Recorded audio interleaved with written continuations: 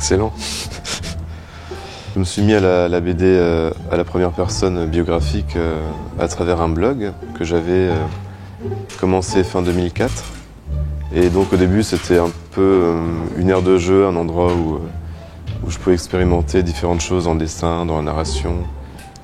Et quelques mois plus tard, donc, je suis parti à Kaboul, où j'ai trouvé un travail donc, dans l'illustration. Et j'ai continué à poster sur le blog différentes notes sur ma vie là-bas, un peu sur l'histoire et l'actualité du pays. Comme on travaillait sur des thématiques telles que les élections parlementaires ou le danger des mines, en parlant de mon travail, je parlais d'une façon indirecte de l'actualité dans le pays. En une planche fictive, on peut résumer l'équivalent de 10 planches. Et même si on passe par le filtre de la fiction, on raconte quelque chose de vrai dans le ressenti. C'est comme le récit à la première personne. Et donc j'ai un peu fictionnalisé le fait que je connaissais pas l'Afghanistan, j'ai débarqué. C'est un peu un récit initiatique où je suis un peu naïf et tout ce que je le découvre en même temps que le lecteur. Donc c'est une astuce qui permet au lecteur de s'identifier à mon récit. Et le lecteur se dit, si j'étais parti en Afghanistan moi-même, peut-être que j'aurais eu un parcours analogue à celui-là. Et du coup, il s'approprie le récit. C'est une façon de dire, voilà ce que j'ai vécu moi. C'est une façon de définir le point de vue. Genre, j'étais en Afghanistan, mais contrairement à beaucoup de personnes, j'ai pas été sur le terrain pour faire du reportage.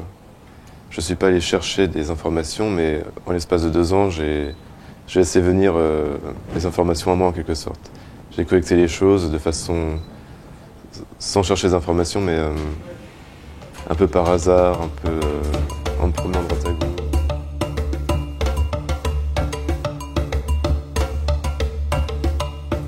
Le reporter est celui qui ira dans un pays pour faire un reportage, comme Joe Sacco par exemple. Il se dit, je pars 3 semaines en Palestine et je vais m'intéresser à tel sujet et je vais faire un reportage sous forme de bande dessinée.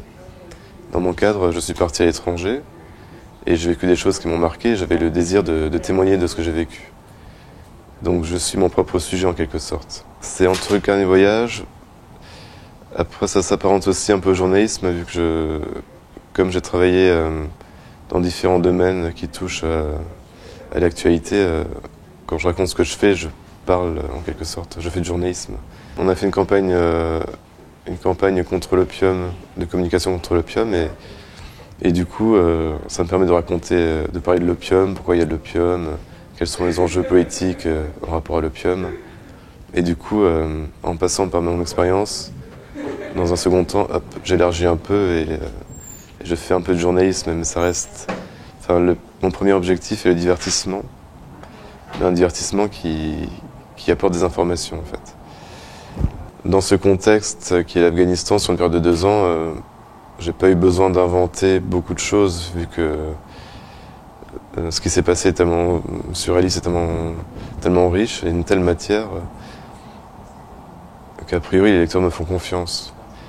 Mais après, c'est vrai que l'ambiguïté par rapport aux photos à la fin est assez intéressante. C'est quand un lecteur voit une photo, il se dit « Ah, c'est vrai parce qu'il y a une photo, la photo témoigne, la photo c'est la réalité, alors qu'un dessin c'est une représentation de la réalité. » Et je pense que cette lecture qu'on a de l'image, du dessin et de la photo est en train de changer aujourd'hui. Parce qu'on est tellement submergé de photos, c'est tellement facile de truquer une photo, que les gens font de moins en moins confiance à la photo. Et d'ailleurs, dans le premier tome de Kaboul Disco, sur les photos qui est à la fin, il y en a une qui est truquée, que j'ai modifiée sur Photoshop. Exprès pour me moquer. C'est la première fois que j'en parle, c'est juste pour m'amuser un peu. Genre, à chaque fois que quelqu'un dit oui, il y a des photos à la fin, tout est vrai. Genre... ce réflexe, pour moi, est un mauvais réflexe. Et au moins, avec un dessin, on sait que c'est une image qui a été créée par. Donc, on sait que c'est une représentation de la réalité. Parce que quand on voit une photo, on se dit c'est la réalité, alors qu'en fait non, c'est aussi une représentation de la réalité.